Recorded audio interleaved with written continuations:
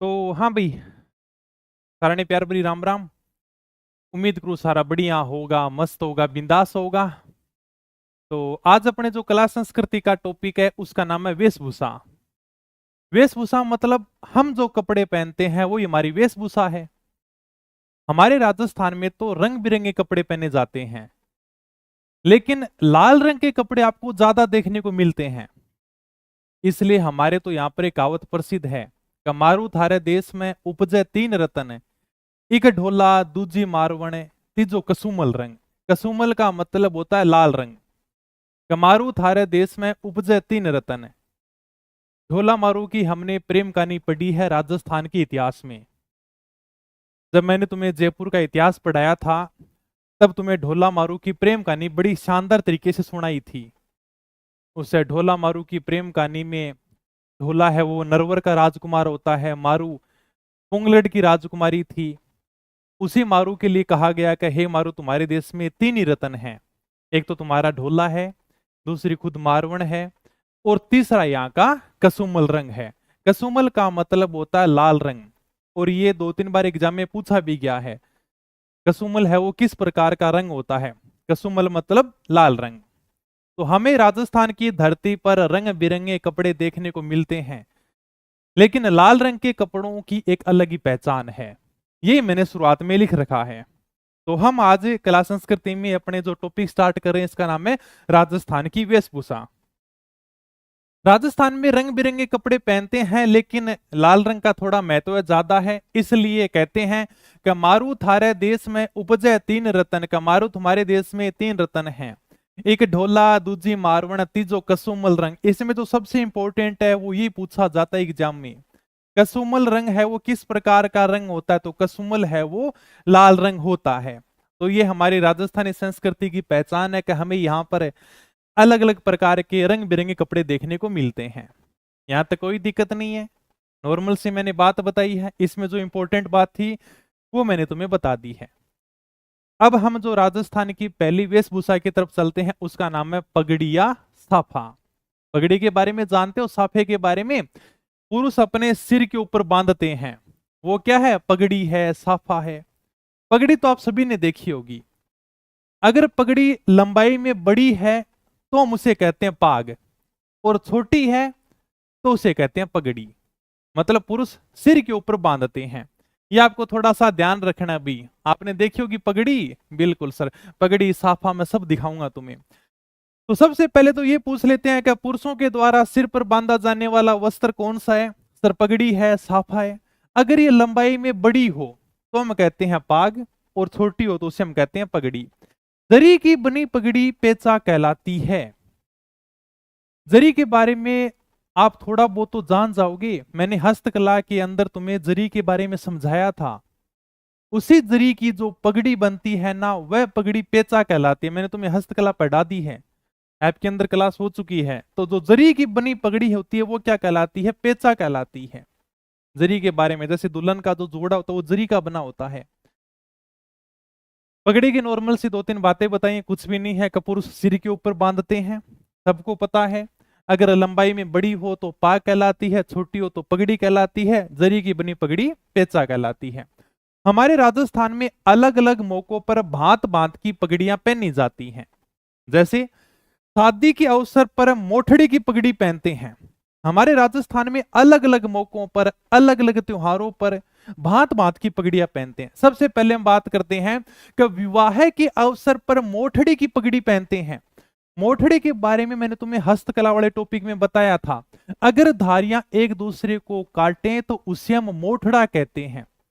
मोठड़ी की पगड़ी की आप फोटो देख सकते हो, ये है आपकी मोठड़ी की पगड़ी। इसमें क्या है कि धारियां एक दूसरे को काट रही हैं। जैसे सर इधर से धारी जा रही है और इधर से धारी जा रही है, मतलब ये धारियां जब एक दूसरे को काटना शुरू कर देती हैं उसे हम कहते हैं मोठड़ा। मोठड़ी की साड़ी भी होती है, मोठड़ी की पगड़ी भी होती है। तो ये जो मोठड़ी की पगड़ी है ये शादी के अवसर पर पहनी जाती है। कोई दिक्कत नहीं, आराम से फोटो में तुम देख सकते हो। ये अपनी कला संस्कृति की विशेषता, अपनी क्लास की विशेषता है कि तुम्हें प्रत्येक चीज की फोटो देखने को मिलेगी। एकदम तुम्हें ऐसा लगेगा कि सर हम राजस्थान की कला संस्कृति को बिल्कुल पास से देख रहे हैं क्या। अगली है कि सावन के महीने में लहरिये की पगड़ी पहनते हैं। जब सावन का महीना चलता है तब महिला तो लहरिये रंग की ओढ़नी ओढ़ती हैं और पुरुष सावन के महीने में लहरिये की पगड़ी पहनती हैं। लहरिये की पगड़ी में मतलब आपको लहरें देखने को मिलेंगी। फोटो आप देख सकते हो, ये क्या है, लहरिये की पगड़ी है। इसमें लहरिये की जो धाराएं होती है वो एक दूसरे को काटती नहीं है। ये देखो, ये क्या है सर, लहरिये की पगड़ी है। आपको लहरें दिखाई दे रही है ना, बिल्कुल दे रही हैं। मैंने लहरिये की साड़ी भी दिखाई थी, उसी प्रकार से लहरिये की पगड़ी बनी होती है। तो सावन के महीने में लहरिये की पगड़ी पहनते हैं। दशहरे के अवसर पर मदिल की पगड़ी पहनते हैं। मदिल की जो पगड़ी होती है वो कई रंगों वाली पगड़ी होती है जो दशहरे के अवसर पर पहनी जाती है। ये देखो मदिल की पगड़ी, इसमें आपको खूब सारे कलर देखने को मिलेंगे। गुलाबी भी देखने को मिलेगा, हरा भी मिलेगा, पीला भी मिलेगा, नीला भी मिलेगा, लाल कलर भी मिलेगा। मदिल मतलब खूब सारे रंगों वाली पगड़ी है। ठीक है, ओके।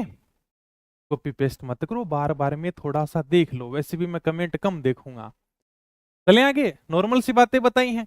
दशहरे के ऊपर है वो मदिल की पगड़ी पहनी जाती है। होली के ऊपर फूल पत्ती वाली पगड़ी पहनी जाती है। मतलब क्या, पगड़ी के ऊपर फूल पत्तियों की डिजाइन होती है। ये देख लो आप, ये फूल पत्ती वाली पगड़ी है जो होली के अवसर पर पहनी जाती है। इस पगड़ी के अंदर आपको फूल पत्तियों की डिजाइन देखने को मिलेगी। दिख रही है फूल पत्तियां? बिल्कुल सर, हमें फूल पत्तियां दिखाई दे रही हैं। तो ये अपने फूल पत्तियों वाली पगड़ी है वो होली के अवसर पर पहनी जाती है। युद्ध में वह आखा तीज पर केसरिया पगड़ी पहनी जाती है। जब राजस्थान में पुरुष युद्ध करने के लिए जाता था तो वो केसरिया रंग की पगड़ी पहनकर जाता था। ये आप देख लो भाई साहब, केसरिया रंग की पगड़ी आपको दिखाई दे रही होगी, ये केसरिया रंग की पगड़ी है। केसरिया पगड़ी पहनने का मतलब है कि अब जो अपना वीर योद्धा है वो दुश्मन को मार के वीर गति को प्राप्त करेगा। अपने राजस्थान के इतिहास में पढ़ा भी है कि राजस्थान में पुरुषों के द्वारा केसरिया पगड़ी पहनकर केसरिया किया जाता था। ये वही केसरिया पगड़ी है। केसरिया पगड़ी पहनकर वीर पुरुष है वो केसरिया करते थे और महिलाओं के द्वारा जोहर किया जाता था। ये जो केसरिया पगड़ी है ये युद्ध में भी पहनी जाती थी और आखा तीज में भी पहनी जाती थी। आखा तीज वो बैसाख की शुक्ल तृतीया को आती है। तो आखा तीज के बारे में हम त्योहारों के अंदर पढ़ेंगे। ठीक है, शोक के समय है वो सफेद रंग की पगड़ी पहनी जाती है। शोक मतलब जब किसी की मृत्यु हो जाए या कोई दुख का कारण हो तो हम सफेद रंग की पगड़ी पहनकर जाते हैं, सफेद कपड़े पहनकर उनके घर पर जाते हैं। ठीक है, बताओ यहां तक अगर कोई दिक्कत हो तो आराम से पूछ सकता है। ये बार बार एग्जाम में पूछी जाती है, मैंने तुम्हें प्रत्येक चीज फोटो के माध्यम से समझाई है। कभी देख लो मोठड़ी की पगड़ी कैसी होती है। इतने दिन तो रट्टा मारते आ रहे थे, मोठड़ी की पगड़ी, लहरी की पगड़ी, मदिल की पगड़ी, फूल पत्ती वाली केसरिया पगड़ी। मैंने तुम्हें प्रत्येक चीज को आराम से समझा दिया। एग्जाम में सिंपल सा पूछता है, विवाह के अवसर पर किस प्रकार की पगड़ी पहनी जाती है? मोठड़ी की पगड़ी। सावन के महीने में किस प्रकार की पगड़ी पहनते हैं? लहरिये की पगड़ी। दशहरे के अवसर पर किस प्रकार की पगड़ी पहनते हैं? मदिल की पगड़ी। होली के ऊपर फूल पत्ती वाली पगड़ी और युद्ध में जाते समय आखा तीज के ऊपर केसरिया रंग की पगड़ी पहनते हैं और जब कोई दुख का कारण हो उस समय हम सफेद रंग की पगड़ी पहनते हैं। बताओ कितनी अच्छी बात, आराम से मैंने तुम्हें सब कुछ समझा दिया है। आगे चलो सर। पगड़ी है वो मान सम्मान प्रतिष्ठा का सूचक है। हमारे राजस्थान में पगड़ी को मान सम्मान का प्रतीक माना जाता है। आपने पुरानी फिल्मों में देखा होगा कि गरीब व्यक्ति जब धनवान सेठ के पास में जाता था तो वो अपनी पगड़ी उतारकर सेठ जी के चरणों में रख देता था। पुरानी फिल्मों में ऐसा खूब देखा होगा। मतलब किसी व्यक्ति के लिए पगड़ी उसकी प्रतिष्ठा, उसके मान सम्मान का सूचक होती है। पहले व्यक्ति हाथ नहीं जोड़ता किसी के सामने, तो क्या करता सर, पगड़ी उतारकर उसके चरणों में रख देता कि ये लो भी, मैंने तो आपका जो मेरा मान सम्मान है, मेरी प्रतिष्ठा है, वो सब कुछ आपके चरणों में रख दिया है। तो अपने राजस्थान में कहावत है कि पगड़ी की लाज रखना के। ठीक है, ये भी थोड़ा सा पूछा गया है। तो राजस्थान में पगड़ी के लिए कहावत, अभी पगड़ी की लाज रखना। पगड़ी का जो वास्तविक संरक्षक है वो अकबर को मानते हैं। सर ये क्या बात हुई? देखो, मुगल बादशाह अकबर ने भी पगड़ी पहननी शुरू की थी, इसलिए हम कहते हैं कि अकबर ने पगड़ी को संरक्षण देने का काम किया था। अकबर ने भी पगड़ी पहनने का काम किया था। तो मुगल बादशाह अकबर के द्वारा पगड़ी को संरक्षण देने का काम है वो किया गया था। विश्व की सबसे बड़ी पगड़ी है वो बागोर हवेली उदयपुर में है। आप उदयपुर में जब पिछोला झील देखने जाओगे ना, पिछोला लेक, तो उसके पास में एक हवेली बनी हुई है जिसका नाम है बागोर की हवेली। सर हमने तो नहीं देखी, कोई बात नहीं, अपनी कला संस्कृति की यही तो विशेषता है। प्रत्येक चीज आप फोटो के माध्यम से देख सकते हो। ठीक है। हाँ, तो उदयपुर में पिछोला झील देखने जाओगे, उसके पास में ये हवेली बनी हुई है जिसका नाम है बागोर की हवेली। ये देख लो भी, बागोर की हवेली। और इसी हवेली में विश्व की सबसे बड़ी पगड़ी रखी हुई है, जिसकी आप फोटो देख सकते हो। ये है भाई साहब विश्व की सबसे बड़ी पगड़ी, जो हम बार बार में पढ़ते आ रहे हैं कि विश्व की सबसे बड़ी पगड़ी है वो बागोर की हवेली में रखी हुई है। केवल रट्टा मार रहे हैं, कुछ नहीं है। उदयपुर के अंदर पिछोला झील है, उसी पिछोला झील के पास में एक बागोर की हवेली बनी हुई है। ये आप देख लो, इसी बागोर की हवेली में यह विश्व की सबसे बड़ी पगड़ी रखी हुई है। केवल यही बात मैंने तुम्हें समझाई है। ओके, चलो भी आगे।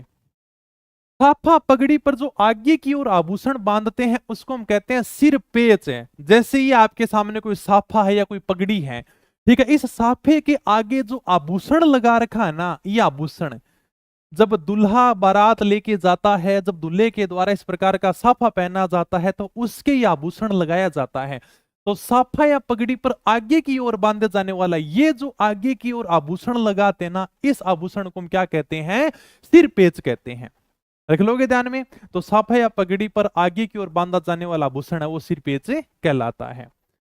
अब हमें मेवाड़ की पगड़ियां ध्यान रखनी है। मेवाड़ में भाई साहब इस प्रकार की पगड़ियों का ज्यादा चलन है। मेवाड़ के महाराणाओं के नाम पर पगड़ियों के नाम रखे गए हैं। जैसे राणा अमर सिंह के नाम पर अमरशाही पगड़ी है, महाराणा उदय सिंह के नाम पर उदयशाही पगड़ी है, महाराणा भीम सिंह के नाम पर भीमशाही पगड़ी है।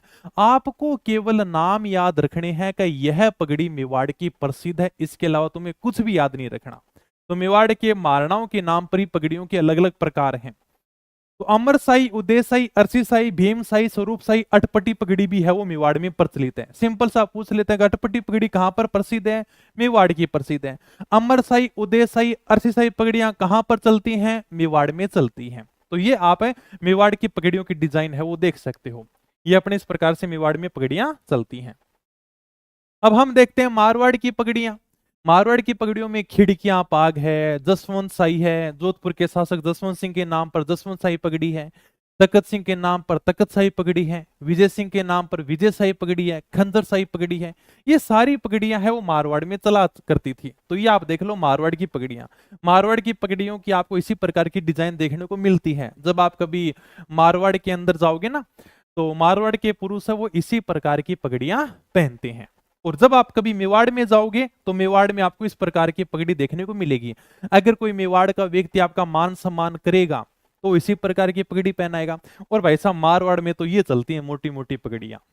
ठीक है, तो मारवाड़ ये अपने अपने क्षेत्र की विशेषताएं। ये मारवाड़ की पगड़ियां होगी, वो मेवाड़ की पगड़ियां होगी। इसके अलावा अन्य पगड़ियां हैं जिनके नाम अपने को ध्यान रखने हैं। जैसे अमीर शाही पगड़ी है, शिव शाही है, शाहजहानी है, राजशाही है। राजशाही है ये लाल रंग के लहरिये की पगड़ी होती है जो जयपुर की प्रसिद्ध है। हमने हस्तकला के अंदर पढ़ा भी है, राजशाही लहरिया जयपुर का प्रसिद्ध है।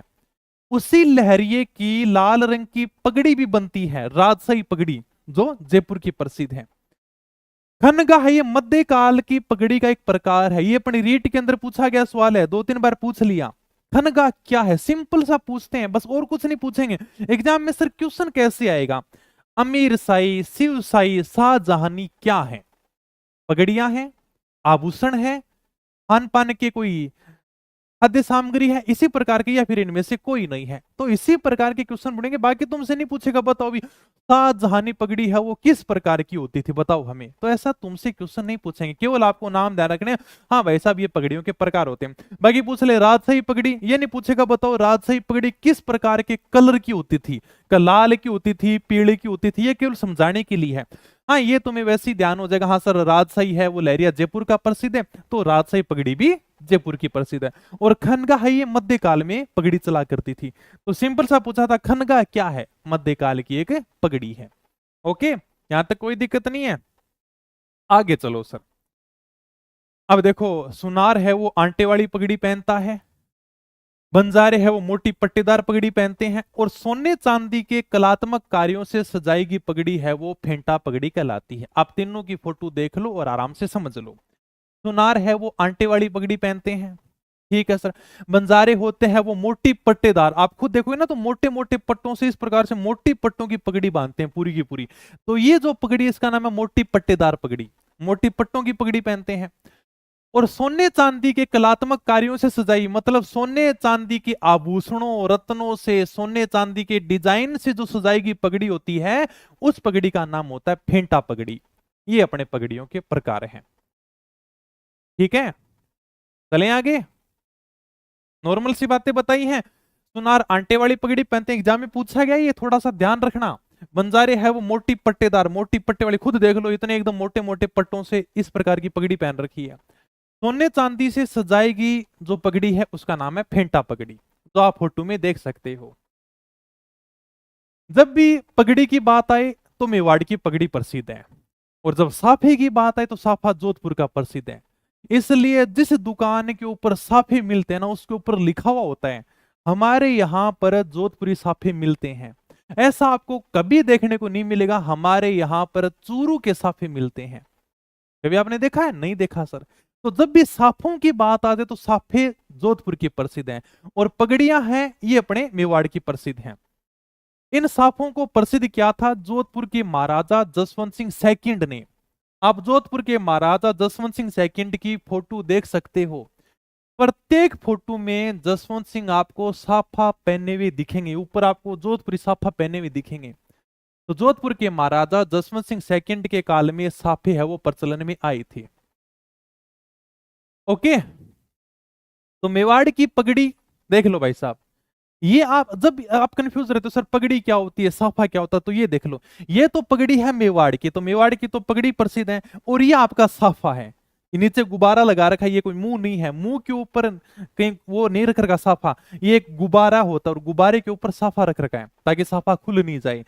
तो जब भी बात आई पगड़ी की तो पगड़ी तो मेवाड़ की प्रसिद्ध है, और जब भी पूछ ले साफा, भाई साहब साफा जोधपुर का प्रसिद्ध है। जोधपुर के महाराजा थे जसवंत सिंह सेकंड, इनके काल में साफे का प्रचलन है वो ज्यादा हुआ था। ये जब भी फोटो खिंचवाने जाते ना तो एक बात कहते रुको रुको पहले मैं जोधपुरी साफा पहन लेता हूँ और फिर फोटो खिंचाऊंगा। तो तब से अपने जोधपुर का साफा ज्यादा प्रचलन में आ गया है। आगे चलते हैं। मेवाड़ के महाराणाओं को जो पगड़ी बांधता था उस व्यक्ति को हम छाबदार कहते थे। ये भी थोड़ा ध्यान रखना, मतलब मेवाड़ के महाराणा को जो पगड़ी बांधने वाला व्यक्ति होता ना, जैसे ये भाई साहब हैं ये पगड़ी बांध रहे हैं, तो पगड़ी बांधने वाले व्यक्ति को हम क्या कहते थे? छाबदार कहते थे। रख लोगे ध्यान में, पगड़ी बांधने वाले को छाबदार कहते थे। फिर मैंने नोट लगाकर देखा कि जोधपुरी कोट पैंट को राष्ट्रीय पोशाक का दर्जा प्राप्त है। ये है भाई साहब जोधपुरी कोट पैंट, जिसका फोटो देख सकते हो। जोधपुर के कोट पैंट पूरे भारत में प्रसिद्ध हैं। मतलब जब भी अगर भारत के अंदर राजस्थान की प्रसिद्ध पोशाकों की बात की जाए ना, तो जोधपुर के कोट पैंट है वो नंबर 1 पर आते हैं। इसलिए लड़कों जब तुम्हारी शादी हो तब तुम एक जोधपुरी कोट पैंट जरूर लेकर जाना। शादी के समय तो सर हम शेरवानी पहन के जाएंगे ना, हाँ बिल्कुल, शादी के दिन तुम शेरवानी पहन के चले जाना, लेकिन शादी के बाद अगले दिन वापस ससुराल जाओ, जैसे हमारी भाषा में फेर मुड़े बोलते हैं, तो उस समय तुम ये जोधपुरी कोट पैंट पहन के जाना। फेर मुड़े जाते समय उस दिन भी तुम यानी कि दूल्हे से कम नहीं लगोगे। तो ये जो आपके जोधपुरी कोट पैंट है पूरे भारत में प्रसिद्ध है। इस पोशाक को राष्ट्रीय स्तर के ऊपर मान्यता प्राप्त है। भारत में जब भी यानी कि राजस्थान की पोशाक की बात आती है, कभी राजस्थान के अंदर कौन सी पोशाक प्रसिद्ध है, तो राजस्थान के पोशाक की जब भी बात आती है तो जोधपुरी कोट पैंट को नंबर 1 पे रखा जाता है। इसलिए हम कहते हैं कि जोधपुरी के जो कोट पैंट है इनको राष्ट्रीय पोशाक का दर्जा प्राप्त है, राष्ट्रीय स्तर के ऊपर इनको मान्यता प्राप्त है। ठीक है, रख लोगे ध्यान में। राष्ट्रीय स्तर के ऊपर पूछ ले भी राजस्थान की कौन सी पोशाक प्रसिद्ध है, किस पोशाक को मान्यता प्राप्त है, तो वो है अपने जोधपुर के कोट पैंट। ये आप फोटो देख सकते हो। अगर किसी ने नहीं पहने हैं तो शादी हो तब तो ये कर लेना, नौकरी लगने के बाद में। इतने ज्यादा महंगे भी नहीं आते, तुम सोचोगे सर कोई 20-30 हजार के आते क्या, नहीं, मतलब 5-5.5 हजार में बहुत अच्छे अपने जोधपुर के कोट पैंट आ जाएंगे, सिले भी आ जाएंगे, इतने भी ज्यादा महंगे नहीं है। ठीक है, वो तो फिर आप जिस हिसाब से लेना चाहो उस हिसाब से ले सकते हो, ज्यादा मतलब महंगे भी मिलते हैं, लेकिन इस हिसाब से आपको बढ़िया कोट पैंट मिल जाएंगे जोधपुर के। चले भी आगे। अब पुरुषों की वेशभूषा की बात कर लेते हैं, फिर महिलाओं की वेशभूषा देखेंगे। पुरुषों की जो पहली वेशभूषा आपको दिखाई दे रही है इसका नाम है जामा। विवाह या युद्ध के अवसर पर शरीर के ऊपरी भाग पर पहना जाने वाला वस्त्र है ये। जामा की फोटो देख सकते हो। पुराने समय में राजा महाराजा जब युद्ध करने जाते थे या शादी करने जाते थे तब वो जामा वस्त्र पहन के जाते थे। जब वीर पुरुष युद्ध करने जाते तो वो शादी की तरह सज धज के जाते थे। आज भाई साहब जामा की जगह है वो शेरवानी ने ले ली। शेरवानी भी कुछ इसी तरह की होती है, लेकिन शेरवानी की डिजाइन है वो नए जमाने के अनुसार बदल गई है। तो अगर आप पुराने समय में राजा महाराजा देखोगे जो शादी के समय जा रहे हैं या युद्ध करने के लिए जा रहे हैं, तो वो यही वस्त्र पहन के जाते थे, शरीर के ऊपरी भाग में पहन लेते थे। एक प्रकार की है ये शेरवानी ही, ठीक है। तो विवाह या युद्ध के अवसर पर शरीर के ऊपरी भाग में पहना जाने वाला वस्त्र, शरीर के ऊपरी भाग में पहनते हैं, नीचे नहीं पहनते हैं। आप खुद देखोगे तो ये जामा कहां पर आएगा सर, शरीर के ऊपर पहना जाएगा, ठीक है भाई। पजामू तो सारे जानो, तो इसके बारे में तो क्या बताने की जरूरत है। कमर से लेकर पैरों तक पहनते हैं, ये आपका पजामा है। इसके बारे में कोई समझाने वाली बात थोड़ी है। देखो मैंने कितनी शानदार तुम्हारे लिए फोटो लगा रखी है। फिर भी मान लो कि शहर का व्यक्ति तीसरा, मैं तो कभी पजामा देखा ही नहीं। इसको पायजामा बोलते हैं, पजामा बोलते हैं। तो कमर से लेकर ये आपकी कमर हो गई, आपके पैर हो गए, नाप लो भाई साहब 42 सेंटीमीटर हो गया क्या, तो ये आपका पजामा है। कमर से पैरों तक पहना जाने वाला वस्त्र है। सिंपल सा पूछ लेंगे पुरुषों की वेशभूषा कौन सी है कौन सी नहीं है, तो पजामा क्या है, पुरुषों की वेशभूषा, शरीर के नीचे भाग में पहनते हैं। आगे चलते हैं। अंगरखी, ये आपकी अंगरखी है, इसको अंगरखी भी बोलते हैं, बुगतरी भी बोलते हैं, और इसी को बंडी भी बोलते हैं। आपको ध्यान रखना, कभी कभी यानी कि अंगरखी को बुगतरी नाम भी दे दिया जाता है, या फिर इसकी जगह एक बार एग्जाम में बंडी नाम भी दिया गया है। तो इसको हम अंगरखी भी बोलते हैं, बुगतरी भी बोलते हैं, बंडी भी बोलते हैं, ठीक है। तीनों नाम ध्यान रखना है। तो पहले लाइन मैंने ये लिख रखी, कंफ्यूज ना होगा, अंगरखी को बुगतरी या बख्तरी भी कहा जाता है।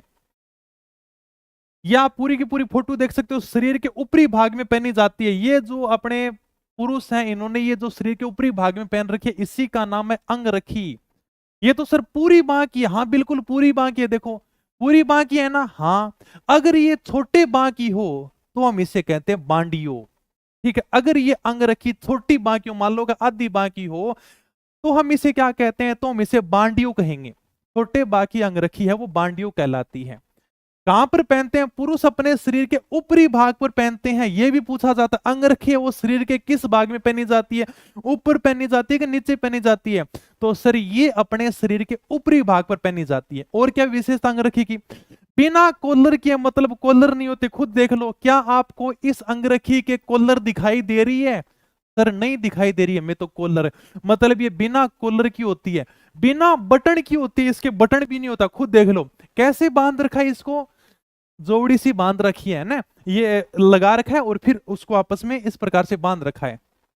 तो ये है बिना बटन की होती है, इसके बटन नहीं होता। एक तो जैसे शर्ट के मैं दिखा रहा हूं आपको सर, बटन लगे हुए आपकी शर्ट के, हाँ, लेकिन इसके बटन नहीं है। एक रस्सियां से कर देते हैं और यहां पर बांध लेते हैं बस। ये होती है अंगरखी, बुगतरी, बंडी।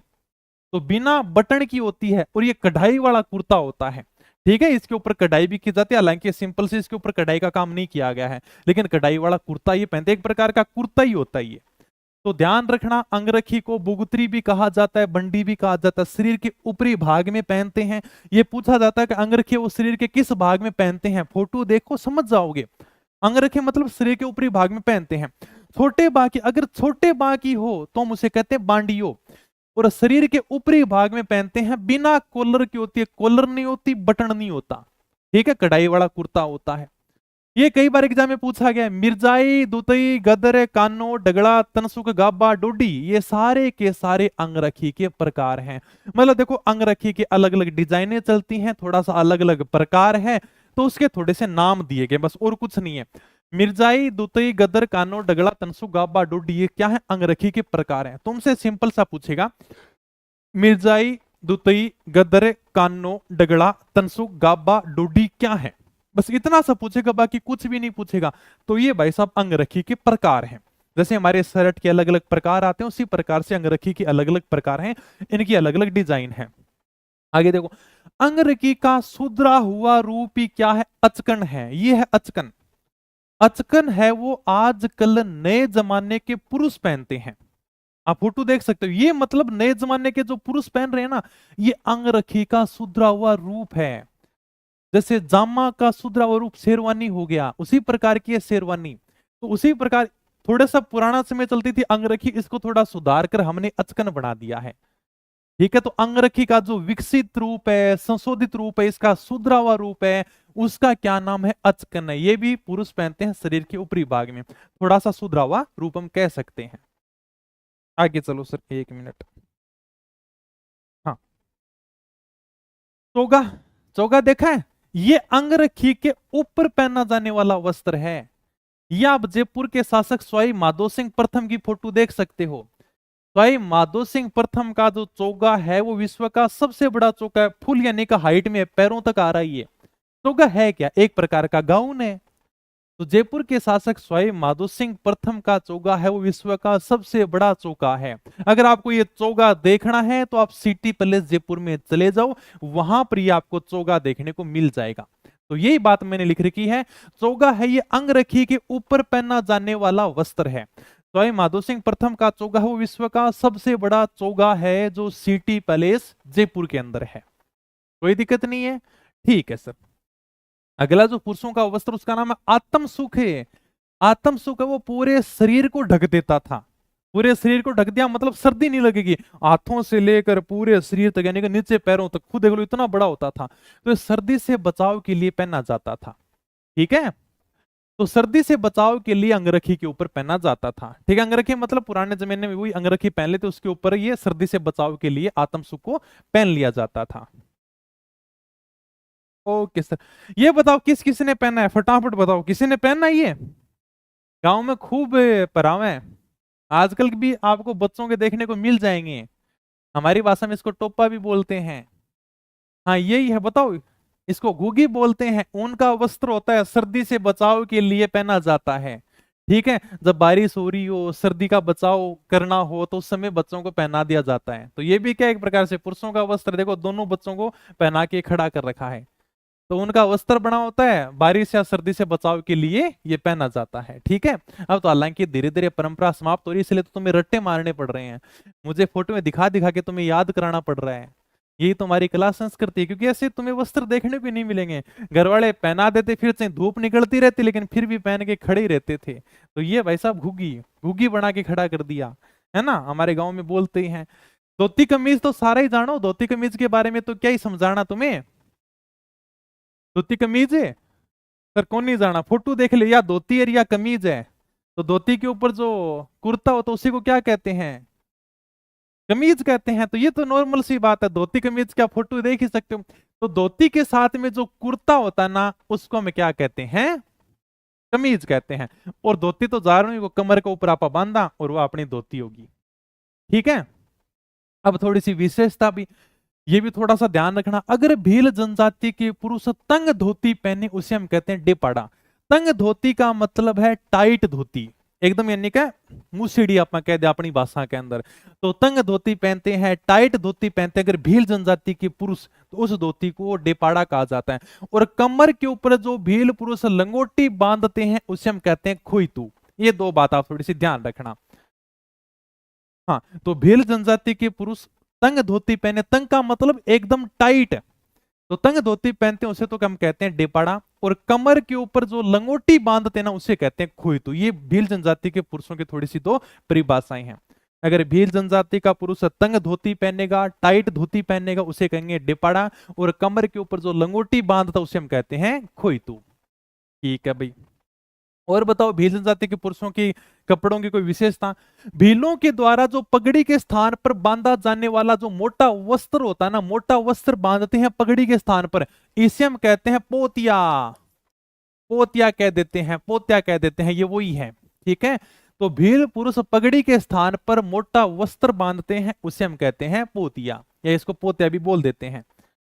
सहरिया पुरुषों की थोड़ी सी परिभाषाएं ध्यान रखना। सहरिया पुरुष है वो धोती को पंछा बोलते हैं। जैसे हम तो बोल देते हैं भाई ये तो धोती है, तो सहरिया पुरुष उसे कहेगा ये तो पंछा है। क्या साफे को बोलेगा खपटा। सहरिया पुरुष है वो साफे को खपटा बोलता है। और सहरिया पुरुष अंगरखी को सलूका बोलता है। ठीक है, तो सहरिया पुरुष धोती को पंछा बोलता है, साफा को खपटा बोलता है, अंगरखी को सलूका बोलता है। ठीक है, नॉर्मल सी बात है, ये केवल आपको शब्द ध्यान रखने हैं जो जनजाति के हिसाब से हैं। कमरबंद या पटका क्या होता है सर? कमरबंद मतलब कमर को बांध के रख दिया।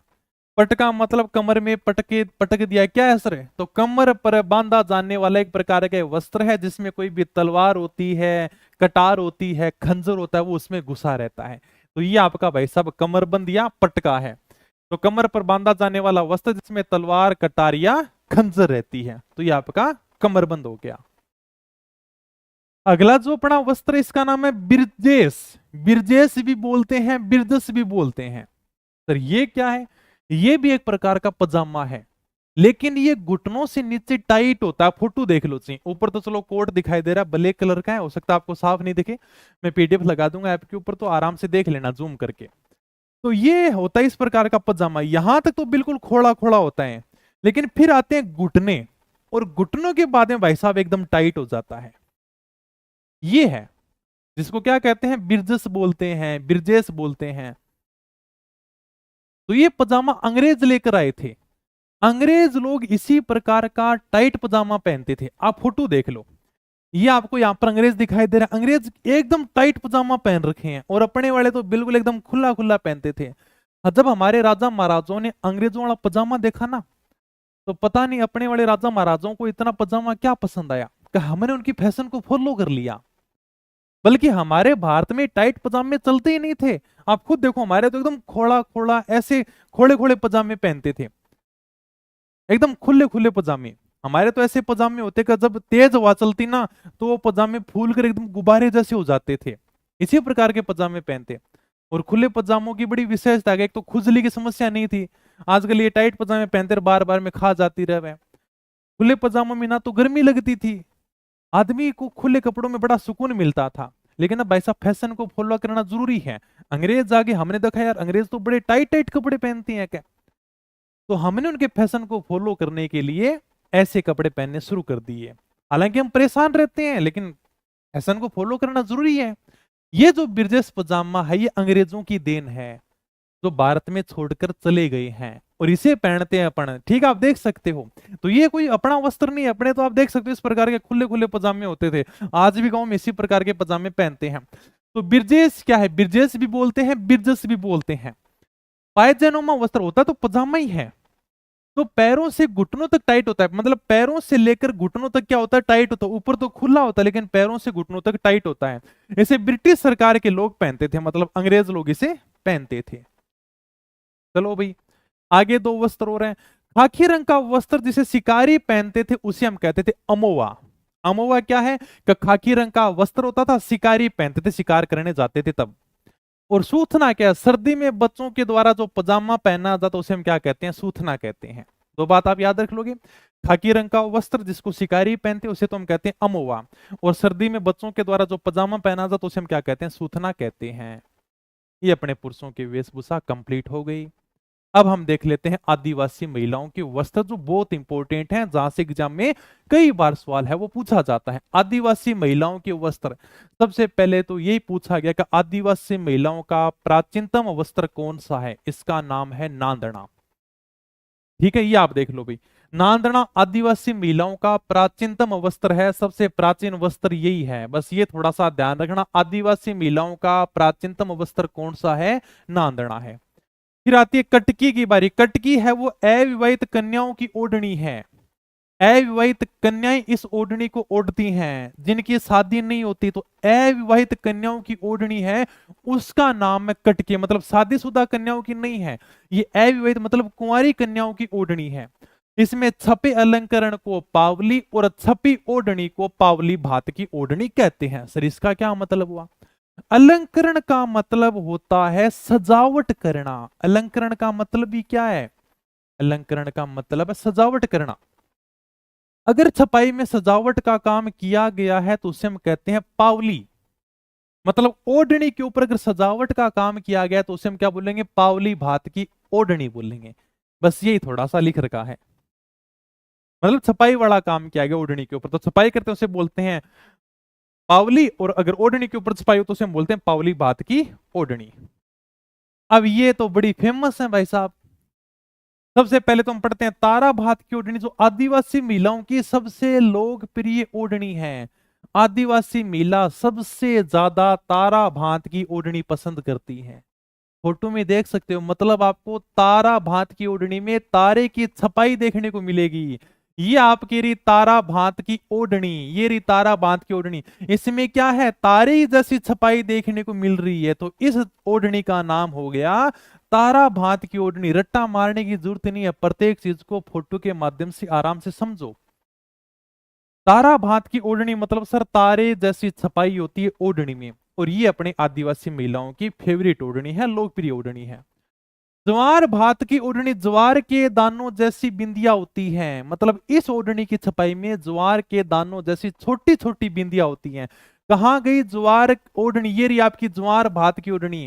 ज्वार के दानों जैसी छोटी छोटी बिंदिया आपको देखने को मिल रही है, बिल्कुल सर ये ज्वार भात की ओढ़नी है।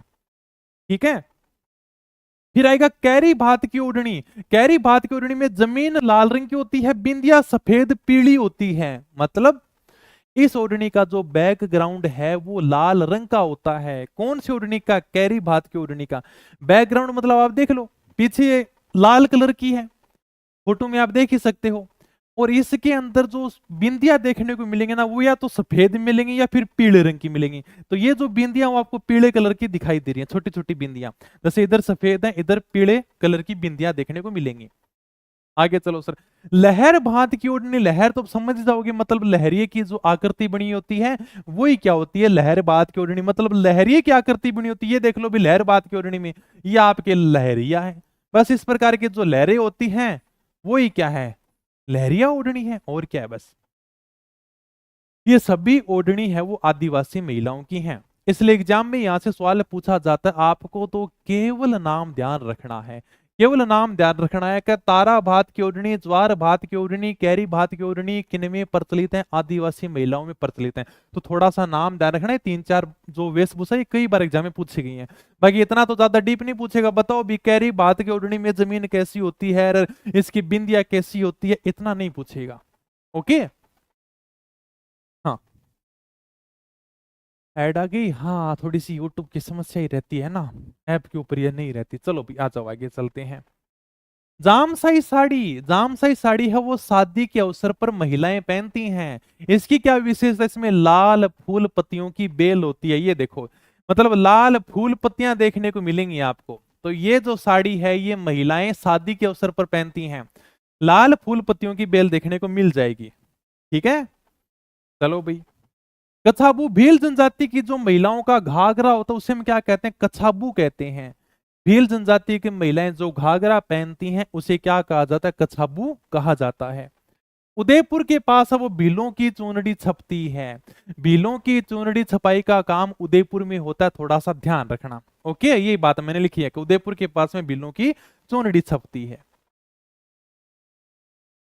सहरिया जनजाति की विवाहित महिलाओं का जो वस्त्र होता है उसका नाम है रेजा, रख लोगे ध्यान में।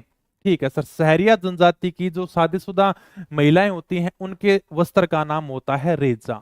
ओके सर, ये मैंने केवल लिख रखा है, आप सहरिया जनजाति की महिलाओं को देख सकते हो। नॉर्मल सी एक एक बातें हैं, बाकी इसमें ज्यादा कुछ है नहीं। चलो भाई, अब थोड़ी सी बातें कुछ समझाने वाली हैं।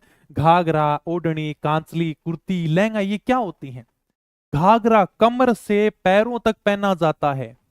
अपने दादी परदादी उम्र की जो महिलाएं होती हैं वो बड़ा सारा घाघरा पहना करती थी, उसका वजन भी ज्यादा होता था। लेकिन आजकल की लड़कियों में पूरा वजन ही 50 किलो होता है। अब अगर वो दादी वाला घाघरा पहन लें तो इतना बड़ा घाघरा पहनकर उनसे चला कैसे जाएगा, ये तो बड़ी समस्या है। इसलिए हमने घाघरे को छोटा कर लिया और हमने उसे लहंगा कहना शुरू कर दिया। मतलब लहंगा क्या है, घाघरे का छोटा रूप है। तो घाघरे का छोटा रूप क्या कहलाता है, लहंगा कहलाता है। ये आप लहंगा देख लो भाई, या आजकल की लड़कियां पहनती हैं लहंगा। तो घाघरा मतलब कमर से पैरों तक पहना जाता था, अपनी दादी परदादी पहनती। और इस घाघरे का छोटा रूप क्या कहलाता है, इस घाघरे का छोटा रूप है वो क्या कहलाता है, लहंगा कहलाता है। घाघरे का छोटा रूप है। आगे क्या सर, कुर्ती और कांचली, ये कुर्ती है भाई, महिलाएं ऊपर पहनती हैं कुर्ती। तो महिलाओं के शरीर के जो ऊपरी हिस्से में पहने जाते हैं ना, ये वैसे बिना बांह की होती है। अगर सही बात करें ना, कुर्ती होती है वो बिना बांह की होता है। जैसे आप देखोगे ना तो यहीं तक होती है ये कुर्ती, बिना बांह की होती है। यहाँ थोड़ी सी डिजाइन भी की गई है। तो सर अगर उसके बांह हो जाए तो तुमसे कांचड़ी कहते हैं। कांचड़ी के अंदर बांह होती है, ये देखो, ये जो इसकी बाएं है ना इस बाहों को कहा जाता है कांचड़ी। अगर कुर्ती में बाहें होती हैं तो उसे क्या कहते हैं? कांचड़ी कहते हैं। महिलाएं कहती हैं कि भाई मैं कुर्ती लेके आई हूं, तो कुर्ती में बाह लगा दे। कहीं जैसे सिखावटी में तो सीधा ही बोलती हैं आगे कांचड़ी तो लगा लिया क्या, कांचड़ी बिना बढ़िया कौन लगा क्या। तो अगर उसके मतलब बाहें अगर इस प्रकार से कर दें कुर्ती के, तो उसे हम क्या कहते हैं? कांचड़ी कहते हैं। ओके, बाकी ओढ़नी आप देख ही लो, ओढ़नी ओढ़नी होती है। ये मतलब इस फोटो को देखकर आप सब चीज एकदम आराम से समझ जाओगे। बताओ यहां तक अगर कुछ समझाने वाली बात हो तो। हाँ, इसने अलग से बाल लगाई है, बिल्कुल अलग से लगाई है, इसीलिए तो यहाँ पर आपको अलग से डिजाइन देखने को मिलेगी। तो देखो घाघरा दादी पड़दादी पहनती, बेंगो छोटो रूप आजकल महिला पहन रही है, तो वो हो गया लहंगो। कुर्ती आप ऊपर देख सको, यह होगी कुर्ती। ठीक है, ये वैसे बिना बाँ की होती है, तो कुर्ती होती है वो बिना बाँ की होती है। अगर उसमें बाएं हो, अगर मतलब ये बाजू लगा दी जाए, उससे हम बोलते हैं कांचड़ी। हमारे तो सीधे बोलते हैं कि इसके कांचड़ी लगा लेना। क्या कांचड़ी मतलब? इसके बाएं लगा लेना। ठीक है। आंगी, अगर बिना बाँ वाली चोली होती उसे हम क्या कहते हैं? आंगी कहते हैं। जैसे आप ये देख लो, ये बिना बाँ की, इसके बाएं नहीं है, तो ये क्या कहलाएगी? ये आंगी कहलाएगी। तो बिना बाँ वाली चोली क्या कहलाती है? आंगी कहलाती है। ठीक है, कोई दिक्कत नहीं है। ओके भाई। दामनी, मारवाड़ में जो महिलाएं ये लाल रंग की ओढ़नी पहनते हैं ना, इस लाल रंग की ओढ़नी को क्या कहा जाता है? दामनी कहा जाता है। एक एक बात तुम आराम से समझ सकते हो फोटो देख देख के। बिना बाह की देख लो, खुद बाह नहीं है ना, बिल्कुल सर बाह नहीं है, ये कुर्ती नहीं है, ये चोली है। थोड़ा सा तुम कंफ्यूज मत होना, कुर्ती पूरी होती है, पूरा शरीर ढका हुआ होता है, तो कुर्ती अलग होती है, चोली अलग होती है। इसमें देखो बिना बाह वाली, इसके अंदर बाह नहीं है, इसे हम क्या कहते हैं? आंगी कहते हैं। दामनी यानी कि मारवाड़ के अंदर जो महिलाएं लाल रंग की ओढ़नी ओढ़ती हैं, ये जो लाल रंग की ओढ़नी है ना मारवाड़ में चलती हैं, ये इस प्रकार के, अगर आप जोधपुर जाओगे तो वहां पर आपको खूब देखने को मिलेंगी।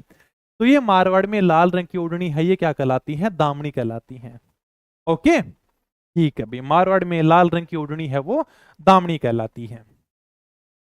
तिलका या बुर्का क्या मुस्लिम महिलाओं का पहनावा है? मुस्लिम महिलाएं जो वस्त्र पहनती हैं, ये जो पहनावा इनका, ये क्या कहलाता है? तिलका भी बोलते हैं और इसको बुर्का भी बोल देते हैं। जिम्मी, फेरे के समय मामा के द्वारा दी गई, वधू के द्वारा पहनेगी गोटा किनारे युक्त लाल ओढ़नी क्या कहलाती है? जिम्मी कहलाती है। जब लड़की की शादी होती है तब मामा के द्वारा ओढ़नी लाई जाती है, उस ओढ़नी को वधू फेरों के समय पहनती है। हमारी भाषा में उसे क्या कहते हैं? ओढ़नी कहते हैं, मामा ओढ़नी। ठीक है, ठीक है। हाँ, तो फेरों के समय मामा के द्वारा दी गई और वधू के द्वारा पहनेगी गोटा किनारे युक्त लाल ओढ़नी, हमारी भाषा में मामा ओढ़नी बोल देते हैं, उसे क्या कहा जाता है? झिम्मी कहा जाता है। ये आप देख लो कितनी शानदार तुम्हारे लिए मैंने चित्रकारी की है, फोटो वोटो लगाई है, फेरे हो रहे हैं, ताकि तुम प्रत्येक चीज हाथों हाथ समझ जाओ। वधू है वो ओढ़नी पहन के फेरे ले रही है, यही मामा ओढ़नी है, जिसे हमें झिम्मी बोल देते हैं। चलो भाई आगे। ये तो साड़ियों के नाम हैं, चोल निचोल पट वसन दुकुल चोरसो चीर पटोरी धोरा वाली चूंदड़ी। सारी की सारी क्या है? राजस्थान में प्रचलित साड़ियां हैं। तो राजस्थान में साड़ियों की अलग अलग डिजाइन है, राजस्थान में अलग अलग प्रकार की साड़ियां चलती हैं, उनके नाम है भी। तो केवल आपसे इतना सा पूछेगा, चोल निचोल पट वसन दुकुल क्या है? राजस्थान की साड़ियां हैं, बस। इसके अलावा तुम्हें कुछ भी ध्यान नहीं रखना। तो चोल निचोल पट वसन दुकुल चोर सोचीर पटोरी धोरा वाली चुंदरी, राजस्थान के अंदर साड़ियां हैं, साड़ियों की अलग अलग प्रकार हैं, अलग अलग डिजाइनों की साड़ियां हैं, इसके अलावा कुछ भी नहीं है। तो ये केवल आपको थोड़ा सा ध्यान रखना है। अब आगे भाई सब स्त्रियों के परिधान, महिलाओं के कौन कौन से वस्त्र हैं, महिलाओं के वस्त्रों की बात करेंगे। सबसे पहले जिस वस्त्र की बात करते हैं उसका नाम है जामादानी। तो मैं तो केवल सिंपल ही ध्यान रखना, हालांकि मैं थोड़ा समझा देता हूं। तुमसे तो सिंपल से सवाल पूछेगा, जामादानी किम खाब टसर छींट क्या है? महिलाओं के वस्त्र हैं, इसके अलावा तुमसे कुछ नहीं पूछेगा। तो सबसे पहले आप देख लो जामादानी, ये भाई साहब जामादानी साड़ी है। जामादानी साड़ी वो हथकरघा साड़ी है। हथकरघा मतलब हाथ से बुनकर बनाई जाती है। कहते हैं कि इस साड़ी को बनाने में महीनों का समय लग जाता है। एक साड़ी की कीमत वो 1500 से 2000 रुपए के बीच में होती है। अपने राजस्थान में कम चलती है, बंगाल की तरफ ये ज्यादा चलती है। ठीक है, तो ये आपकी है जामातानी साड़ी। अगली कौन सी है? किम खाब। ये भाई साहब किम खाब है, थोड़ी सी देख लो, रेशम की साड़ी होती है ये किम खाब। एकदम सिल्क, सिल्क मतलब एकदम मुलायम। इसमें सोने चांदी के तारों की भारी कढ़ाई का काम करते हैं, मतलब इसमें कढ़ाई का काम ज्यादा होता है। आप खुद देख लो, एक तो ये साड़ी थी और एक ये साड़ी, मतलब इसमें कढ़ाई का काम कितना ज्यादा किया गया है। ये होती है किम खाब। ये महिलाओं का वस्त्र हो गया। आ गया टसर, ये भाई साहब टसर है, सुनहरे और भूरे रंग की साड़ी होती है, थोड़ी हल्की होती है, मतलब महिला इस साड़ी को पहनकर परेशान नहीं होती है। तो ये क्या है, टसर साड़ी है। आगे छींट, छींट एक सूती कपड़ा होता है, आपको दिखेगा ये बिल्कुल सूती कपड़ा है, इसमें बेल फूल पत्तियों की डिजाइन होती है। तो किसकी होती है, आपको खुद देखने को मिलेगा, बेल है, फूल पत्तियां हैं, फूल से लगा रखे हैं, बेल से लगा रखी है, इसकी डिजाइन होती है। मसरू, मसरू है वो बाहर से तो रेशम का बनता, मतलब बाहर से बिल्कुल मुलायम होगा और अंदर से बिल्कुल सूती कपड़े का बनेगा, वो होती है मसरू साड़ी। इसी प्रकार की मीरे बादला नौरंग साई, ये मतलब कुछ लहरी जैसी दिखाई देती है। पारचा चीक मोम जामा, आपको केवल नाम याद रखने हैं कि यह सभी महिलाओं के वस्त्र हैं। बाकी मैं तुम्हें जिस हिसाब से कपड़ों की विशेषता बता रहा हूं ना, उस हिसाब से तो मुझे कपड़ों की दुकान खोल लेनी चाहिए, ठीक है, और मैं कपड़े बेच भी दूंगा। देखो ये तो बंगाल की तरफ चलती है, महिलाएं एकदम हाथों हाथ कपड़ा साड़ी लेके जाएंगी, वो उस समय साड़ी पे पैसा खर्च कर देंगी, फिर कोई मना भी नहीं कर सकेगा, ठीक है। तो फोटो के माध्यम से उम्मीद करता हूं आपको बढ़िया तरीके से समझ में आ गया होगा। तो ये आपसे सिंपल सा क्वेश्चन पूछेगा, आपसे नहीं पूछेगा बताओ मसरू कैसी दिखती है, कैसी होती है, सिंपल सा पूछेगा। जाम दाने किम खाब टसर छेंट मसरू मीरे बादला क्या है, सर महिलाओं के वस्त्र हैं, मतलब परिधान उनके वस्त्र हैं। ओके, चलो भाई आगे चलते हैं सर। अंगरखा, भीलों के ऊपरी हिस्से में काले रंग का वस्त्र पहनते हैं जिसके ऊपर सफेद धागे की कढ़ाई की जाती है, इस प्रकार का अंगरखा दिखता है। काले रंग का वस्त्र है, इसके ऊपर सफेद धागों की कढ़ाई की गई है, बिल्कुल की गई है ना, हाँ सर। तो यही क्या है, अंगरखा है। तो भीलों के ऊपरी हिस्से के काले रंग का वस्त्र होता है जिसके ऊपर सफेद धागे की कढ़ाई है वो की जाती है। चलो भाई, पचेवड़ा, पछेवड़ा क्या है, मोटी सूती साल होती है, ये जो मोटी सूती साल होती है शेखावटी में ज्यादा चलती है, तो सर्दी से बचाव के लिए पुरुष उस शरीर के अपने ऊपर डाल के चलते हैं, जब सर्दी लगती है तो इसको ओढ़ लेते हैं, बस यही है। इसको हम पछेवड़ा भी बोल देते हैं, पचेवड़ा भी बोल देते हैं। तो एक प्रकार से मोटी सूती साल होती है, सर्दी से बचाव के लिए पुरुषों के द्वारा शरीर पर ये डाली जाती है, तो ऊपर डाला जाने वाला वस्त्र। फिर मैंने नोट लगा के लिखा है कि प्राचीन समय में पुरुष है वो सूती वस्त्र के परिधान पहनते थे। हमारे राजस्थान में पुराने समय में सूती वस्त्र के कपड़े ही पहने जाते थे, क्योंकि इस मारवाड़ की धरती पर भाई साहब इतनी भयंकर गर्मी पड़ती है, उस गर्मी को रोकने का अगर कोई काम कर सकता है तो वो केवल सूती वस्त्र कर सकता है। भले ही आजकल नई नई डिजाइन के कपड़े चल गए हों, लेकिन सूती वस्त्र के कपड़ों की बात अलग है। जैसे अभी मैंने सूती वस्त्र का कपड़ा पहन रखा है। ओके, तो इसी के साथ में ये अपने जो वेशभूषा वाला टॉपिक है ये हो जाता है कंप्लीट, और कल अपन है वो आभूषण पढ़ेंगे। तो उम्मीद करता हूं तुम्हें बड़ा एकदम शानदार चित्रों के माध्यम से आनंद आया होगा। तुम्हें कल और भी ज्यादा आनंद आएगा जब मैं तुम्हें कल आभूषण पढ़ाऊंगा।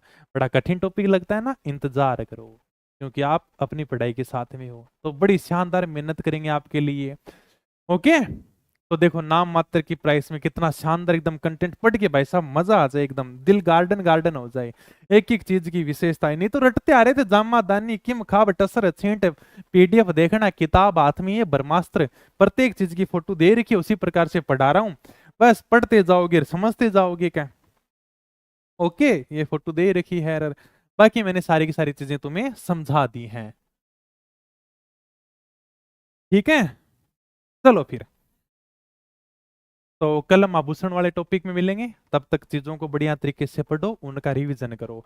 थोड़ा सा समय लगता है इस प्रकार की चीजें तैयार करने में, कभी कभी एक दिन लग जाता है, कभी कभी 2 दिन लग जाता है, इसलिए कभी क्लास होती नहीं है। लेकिन जब मेहनत की जाए तो फिर पूरा 100% दिया जाए, तब तो चीजों में मजा आता, बाकी फिर क्या ही मतलब है क्या।